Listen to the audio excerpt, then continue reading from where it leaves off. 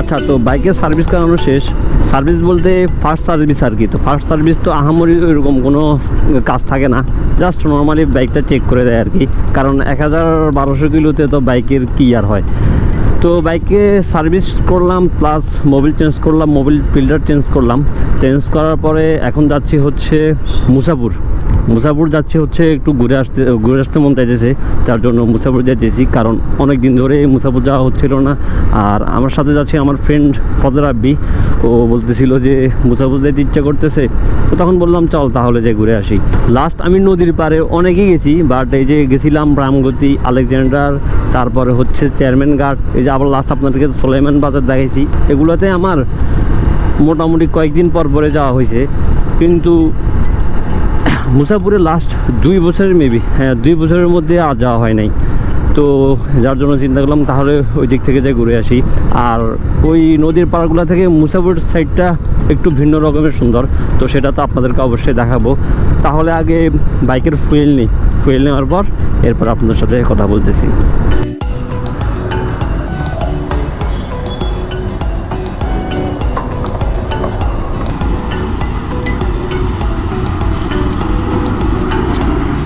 আচ্ছা, ফুয়েল নেওয়ার পর বাইকের হাওয়া চেক করে নিলাম। তো চেক করে এখন যাচ্ছি মুসাপুর দিকে। তো মুসাপুরের এই রোডটা কিন্তু মানে আমি শুধু মুসাপুরের এই রোড না, আমাদের নোয়াখালীর সোনাপুরের পরে ম্যাক্সিমাম রোডগুলাই মানে একদম মনোমুগ্ধকর। আমি সবগুলো রোডে আমার খুব পছন্দ। এই যে এই রোডটাও একটু ভিন্ন ধরনের সুন্দর। এই রোডে কোনো ঝামেলা নাই, কোনো গাড়ি নেই, মানে গাড়ির কোনো চাপ নাই। নর্মাল জাস্ট হাতে গোনা কয়েকটা চেঞ্জই, আর ব্যাটারি চালিত যে রিক্সাগুলো এগুলা, এটাই। এছাড়া আর বাড়তি তেমন কিছু চলাচল করে না। আর সাধারণ মানুষ এমনি চলাফেরা করে, মানে টুকিটাকি, বাট কোনো আঞ্চলিক মহাসড়কের মতো না আর কি। তো এ রোড দিয়ে রাইড করতে মজা লাগে, বাট বেশি টানাটানি করাটা রিক্স। কজ এ রোডে আপনার ছাগল থাকে, গরু থাকে, উঠাট পোলাপাইন দৌড় দেয়, উঠাট অটোগুলা ঘুরাই দেয়। এই জন্য আর কি রোড যতটাই সুন্দর হোক, বাট একটু লিমিটের মধ্যে রেখে রাইড করা লাগে। তো এই রোডটা দিয়ে রাইড করতে খুবই ভালো লাগতেছে, মানে একদম নিস্তব্ধ, নিরিবিলি, কোনো যানবাহন নাই।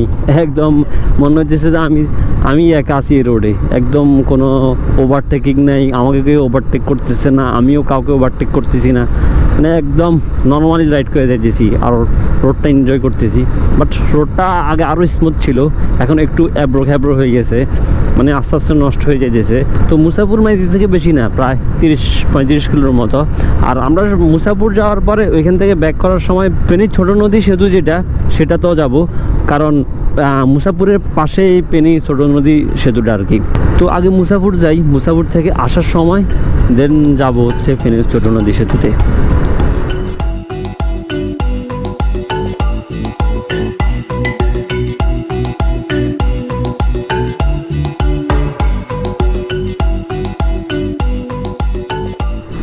আচ্ছা, তো মুসাপুরের সৌন্দর্য এখান থেকে শুরু আর কি, বাট সামনে আরও জোর কিছু ভিউ আছে। মানে এখানের সৌন্দর্যগুলো আমি আলাদাভাবে আপনাদেরকে বিশ্লেষণ করে বুঝাতে পারবো না, জাস্ট দেখতে থাকেন।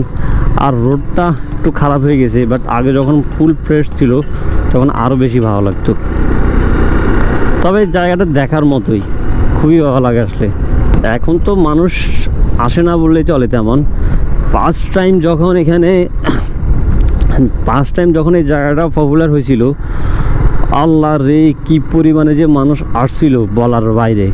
মানে কক্সবাজারও এত মানুষ যায় না তখন। ওয়াও, জোস।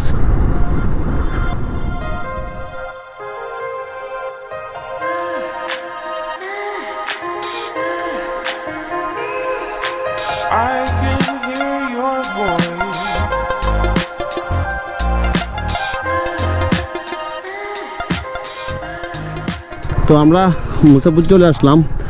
তো এই যে ডান পাশে যে ব্লকগুলো দেখতেছেন, এগুলো কিন্তু এখানে বানানো হয় ওই যে নদীর বাঁধের জন্য আর কি, ব্লকগুলো এখানে বানানো হয়, দেন এরপরে এখান থেকে নিয়ে বিভিন্ন জায়গায় নদী বাদ দেয় আর কি। আর ওই যে সামনে যে সুইচ গেটটা, দাঁড়ান সুইচ গেটের উপরে যাই দাঁড়াই তারপরে বলতেছি। ফলে দেখ তো সেই লাগে না, পানি কিন্তু অনেক কম।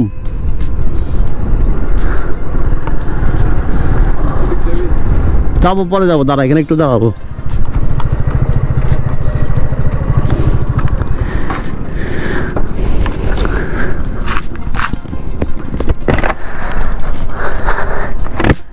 এই সুইচ গেটটা হওয়ার পর আর কি এরিয়াটা পর্যটন এরিয়া হিসেবে মানে সবার কাছে পরিচিতি লাভ করছে। জাস্ট এখান থেকে দেখেন নৌকাগুলো আর ট্রলারগুলোর কারণে এত জোশ লাগতেছে এখান থেকে।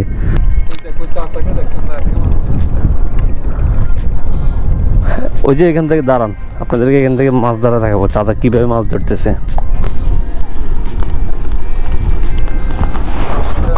না চাচার জালে বেশি মাছ ধরা পড়ে নাই। কয়টা পাইছে দাঁড়ান দেখি।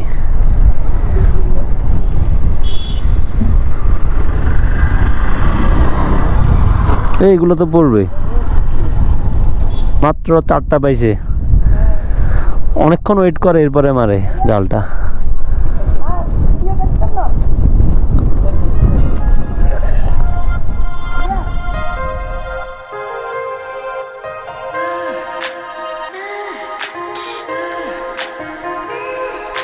I can hear your voice.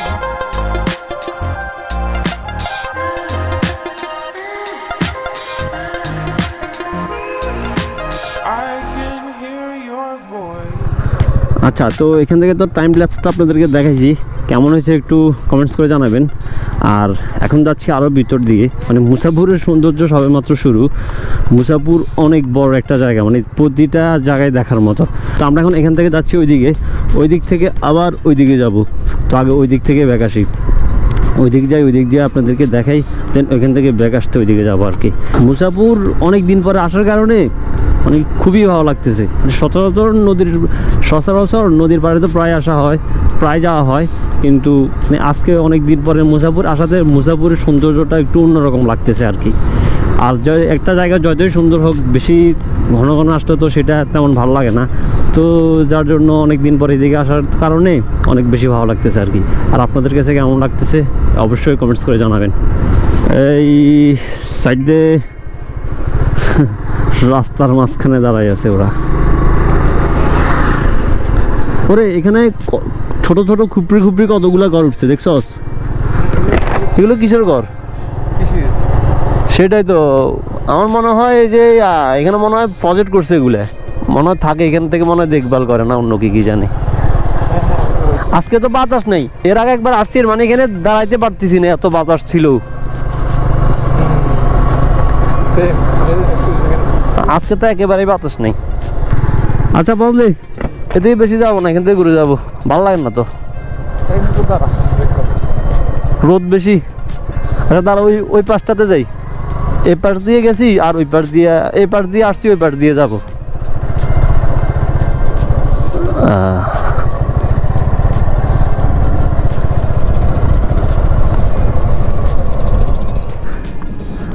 পুরো এরিয়াটা দেখেন একবার, মেঘের কারণে আরো বেশি জোশ লাগতেছে। জাস্ট দেখেন, জাস্ট এদিক থেকে এভাবে একবার ঘুরে দেখেন, মানে আমি আপনাদেরকে ঘুরেই দেখাই, সেই না সূর্যটা ওই দিকে, আবার এখান থেকে পুরো কালো মেঘে পুরো ঢেকে আছে।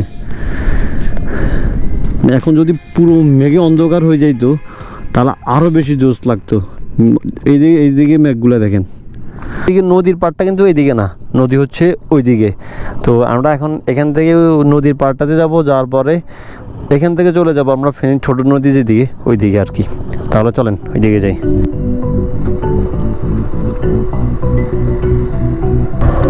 বাইকে কাদা লাগাইতে মন চাইতেছে না, একটু পাশে গেলে আবার পড়বো।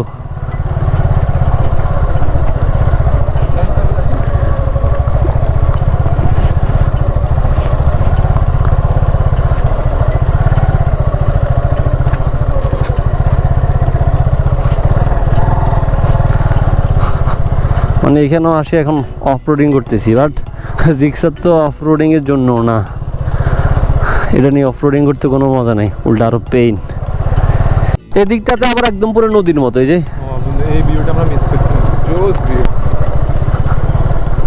ওরে না ভালোই তো লাগতেছে, না আসতে ভালো হয়েছে তো। আবার এখান দিয়ে বের হয়ে যাবে, হ্যাঁ রাস্তা আছে তো না, বাট আমরা এখান দিয়ে যাবো না, এখান দিয়ে আবার কাদা মাটির রাস্তা তো, মনে হয় না ঠিকভাবে বের হওয়া যাবে। ওয়াও, ভাবছিলাম এইদিকে আসবো না, বাট চলে আসলাম।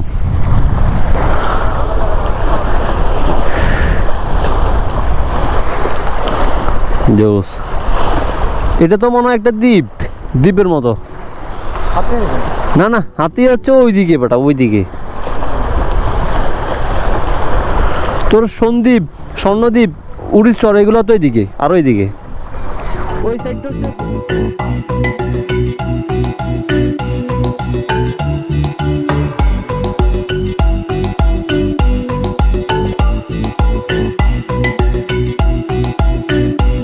আচ্ছা, তো ভাবছিলাম এদিকে আসবো না, বাট এখন আসার পর মনে হইতেছে যদি না আসতাম তাহলে লস হইতো। মানে খুবই ভালো লাগছে, এখানে নদীর পাড়ে বসে বসে জালমুড়ি খেয়েছি আর আপনাদেরকে টাইম স্ল্যাবটা দেখালাম আর কি, মানে খুবই ভালো লাগছে, খারাপ লাগে নাই। তো এখন যাবো পেনি ছোটো নদী থেকে, এর সাথে সাথে আপনাদের থেকেও বিদায় নিয়ে নিব, কজ আমার ক্যামেরার ব্যাটারি চার্জ নেই, কারণ এখানে গেলে আর চার্জ থাকবে না মনে হয়, কারণ আমার এক্সট্রা যে ব্যাটারিগুলো ছিল ওই ব্যাটারিগুলো আমি যখন লাস্ট বাইক বিক্রি করার পর তো ব্লক করা হয় নাই, তখন ব্যাটারিগুলো নষ্ট হয়ে গেছিলো। তো এখন একটা মাত্র ব্যাটারি আছে, আর এক্সট্রা ব্যাটারিও কিনা হয় নাই, যার জন্য একটা দিয়ে চালাইতে হইতেছে। তো যাই হোক, যতটুকু পারছি আপনাদের সাথে আজকে এই জায়গাটা শেয়ার করলাম। তাহলে আজকে বিদায় নিচ্ছি, ইনশাল্লাহ আপনাদের সাথে দেখা হবে নেক্সট ব্লগে। ভালো থাকবেন সবাই, আল্লাহ হাফেজ।